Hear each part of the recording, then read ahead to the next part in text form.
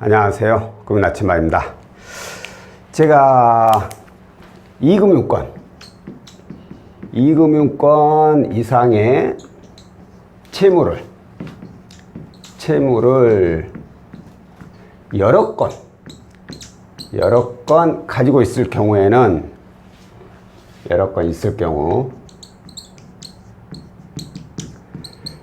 이런 경우에는 반드시 채무 통합을 해야 된다고 제가 자주 말씀을 드렸어요.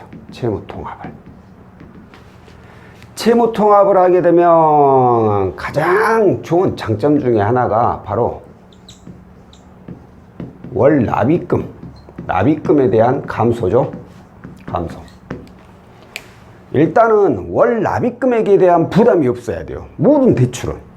왜 그러냐면 납입금액에 대한 부담이 생긴 경우에 예를 들어서 혹시라도 목돈이 조금이라도 필요하게 되잖아요. 그러면 이 빚을 갚는데 모든 지출이 다 돼버리기 때문에 혹시나 목돈 들어갈 일이 있으면 돈이 없단 말이에요.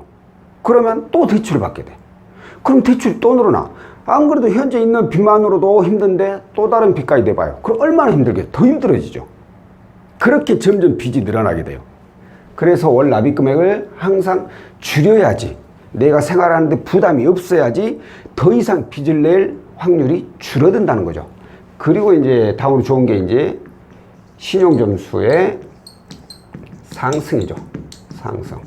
자, 그러면 신용점수가 상승해서 뭐 하느냐?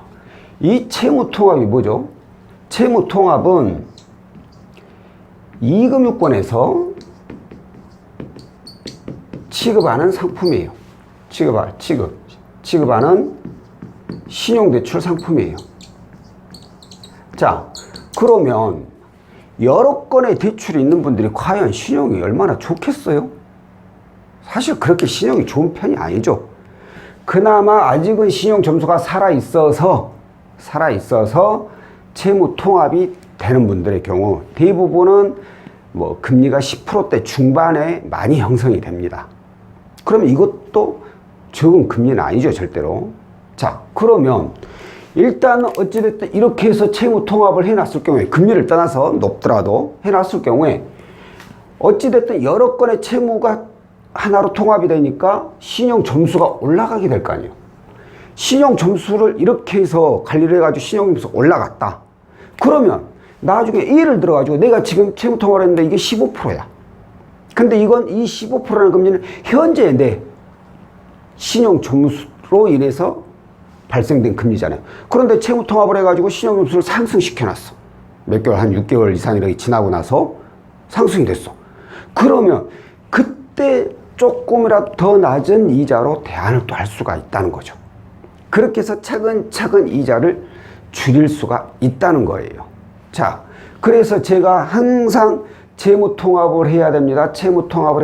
라면서 여러 번 얘기를 드렸어요. 그런데 이 채무 통합이라는 상품은 이금융권 이상, 이 말은 곧 이금융권이나 대부업체 이런 데를 얘기하거든요. 그런데 또 여기서 나눠져요. 자, 이금융권에는 어떤 금융사가 있을까요? 이금융권은 굉장히 많은 금융사가 있습니다. 보험사, 그리고 상호금융. 자, 상호금융이라고 하면은 우리 보통 일반적으로 신협, 새마을금고 이런 데죠. 그리고 카드사도 있고, 자, 신용카드사라면 우리가 신용카드사에서 직접적으로 신용대출을 해주는 것도 있고, 신용카드를 이용해서 카드론, 장기카드 대출이나 현금 세습, 이 단기카드 대출, 이걸 이용할 수 있는 거죠. 그리고 여기에 또 캐피탈이 있고, 또 여기에 저축은행이 이렇게 포함이 되어 있죠. 이외에도 또 있긴 한데, 일단 우리가 가장 많이 보는 것이 바로 이겁니다. 자, 그러면 이금융권 이상으로 했으니까 이금융이라면 제가 말한 채무통합은 이 모든 게 다 포함이 될까요? 이건 또 아니라는 거예요. 왜 이건 아니라는 거냐? 이 채무통합을 취급하는 금융사가 중요하거든요. 이 채무통합을 취급하는 금융사는 바로 이금융에서 취급하는 신용대출이었죠. 이 모든 데서 취급하는 게 아니라 바로 캐피탈 또는 저축은행 이 두 군데에서만 취급을 하고 있어요. 이 두 군데에서만. 그러면 중요한 건 이거죠. 이제 내가 현재 이용하고 있는 이 채무들 이율이 어떻게 되느냐.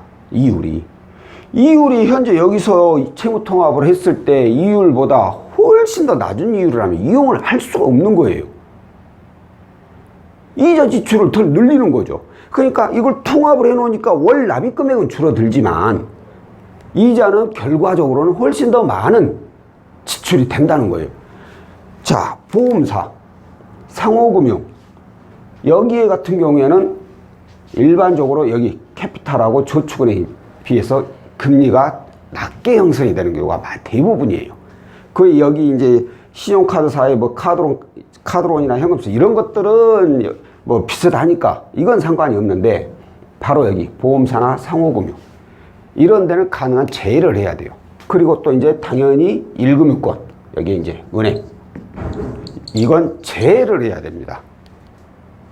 그런데 제가 채무통합하세요 이렇게 떠들어댔더니만 어떤 분들의 경우는 이런 분들이 있어요. 대출 내역이 은행 또 은행 또 은행 또 은행 그리고 뭐 보험사나 상호금융 찔끔 이렇게 이용을 하고 있는 거예요. 그래서 제가 채무통합을 하라니까 얘네들 하나로 이렇게 그럼 묶어서 가는 게 좋겠다 해가지고 채무통합으로 문의를 하시는 겁니다. 자, 1금융권은 채무통합이라는 상품이 존재하지 않아요. 이런 분들은 당연히 1금융권으로 가야 될 거 아니에요. 그런 상품이 존재하지 않아요. 다만 이런 경우는 종종까지는 아니고 간혹 제가 그런 분들 봤는데 그냥 본인 주거래 은행이나 어디 1금융권 방문해가지고 내가 여기저기 좀 흩어지게 이용하고 있는데 나 여기 너희들 은행 하나로 그냥 다 묶어보고 싶다. 가능하겠느냐 해가지고 그렇게 묶어버리는 경우도 있어요. 그런 분들도 제가 봐왔어요. 그러니까 이런 경우에는 저희 같은 상담사한테 물어보는 거 아니에요. 제가 수십 번 말했지만 신용대출 상담사는 죄다 2금융권 아니면 대부업체예요. 1금융권에는 신용대출 상담사가 없다는 거예요. 그래서 무조건 은행에 방문해서 저 홈페이지 이런 데는 하지 마세요. 해봤자 의미 없어요. 왜냐하면 여기는 통합 상품이 없기 때문에 그냥 현재 신용 상태로 더 이상 대출이 나오냐 안 나오냐 그것만 보잖아요. 그러니까 그건 볼 필요 없어. 방문해가지고 그 대북의 직원한테 은행 대북의 직원한테 물어보는 거예요. 그러면 자기 직원이 이제 역량이 좋거나 아니면 머리가 좀 똘똘하거나 아니면 뭐 어떤 이유로 이거로 자기가 하나로 묶어도 충분하겠다라고 판단이 되는 그런 직원을 만나게 되면 그렇게 해주는 경우도 있습니다. 이렇게 해서 묶을 수는 있을지언정 그 외에는 이렇게 은행, 보험사, 상호금융 이런 저금리 대출들은 통합을 하는 게 아닙니다. 그런데 아까 말씀드린 것처럼 제가 통합하세요 했더니만 저희 상담사들한테 전화하는 거예요. 이제 저는 아니고 상담사한테 전화를 해요. 뭐 상담사인지 아닌지도 모르겠어요. 왜? 인터넷에는 이제 나면 뭐 이렇게 채무 통합하면 뭐 여기저기 상담사들 많이 뜨잖아요. 그래가지고 어떤 상황이 벌어지느냐. 자, 대출 이렇게 은행 저금리만 갖고 있는 분들이요. 자, 이분들의 경우에는 대부분이 신용이 좀 높습니다. 왜? 1금융권만 이용하고 있고 2금융권 혹시나 보험사 상호금융 이용하더라도 여기 같은 경우는 신용점수 하락이 나머지보단 적기 때문에 신용점수가 그래도 살아있는 분들이에요. 자, 이런 분들이 이제 캐피탈이나 저축은행에 조회를 해요. 그러면 이걸 하나로 묶어버려요. 아니, 하나는 아니더라도 몇 개를 그냥 하나로 묶어버릴 수 있는 금액 대출이 나온다는 거예요. 그건 채무통합 상품이 아니에요. 일반 신용대출 상품이에요. 근데 이 상담사라는 놈이 어떻게 하느냐. 일단 이거 묶으세요. 이게 이자가 좀 더 낮긴 하지만 고객님의 경우에는 지금 신용 점수상으로 이거밖에 이용이 안 되니까 일단 받아가지고 이걸 묶어버리세요. 그럼 지금 대출 건수가 하나, 둘, 셋, 네 건인데 이거 하나 받아버리면 한 건, 아니 뭐 하나로 나오면 두 건, 한두 건으로 이렇게 줄어들잖아요, 건수가.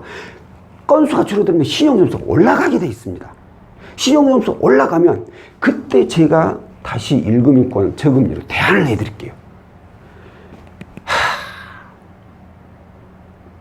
이런 거짓말을 한다고, 이런 거짓말을.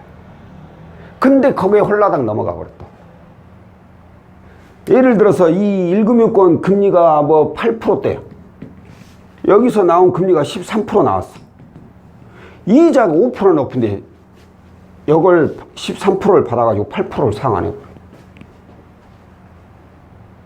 이렇게 거짓말한 이 상담사 이놈도 나쁜 놈이지만 솔직히 아닌 말로 이걸 상환을 하라 한다고 해서 이걸 믿고 하는 난 채무자분들도 좀 솔직히 좀 답답해요.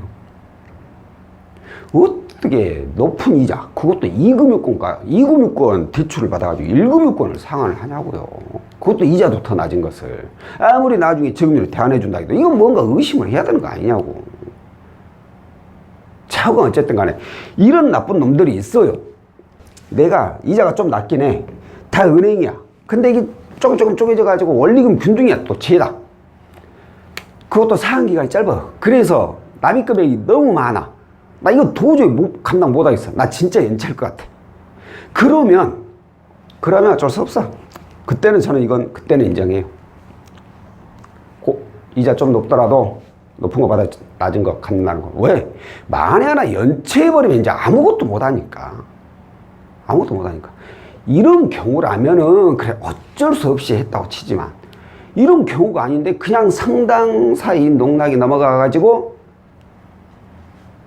1금융권을 2금융권 대출을 가지고 1금융권을 상환을 해버린다. 이런 일은 절대 있어서는 안 된다는 거예요. 자, 다시 한번 제가 정리할게요. 채무통합은 2금융권에서 취급하는 신용대출 상품이에요. 2금융권에서 취급하다 보니까 이것은 이자가 낮을 수가 없죠. 절대 2금융권에서 대출을 받아가지고 1금융권 대출을 상환을 해서는 안 된다. 이건 채무통합이 아니다. 라는 겁니다. 자, 오늘 영상은 여기까지고요. 다음번에 또 다른 내용으로 찾아뵙도록 하겠습니다. 고맙습니다.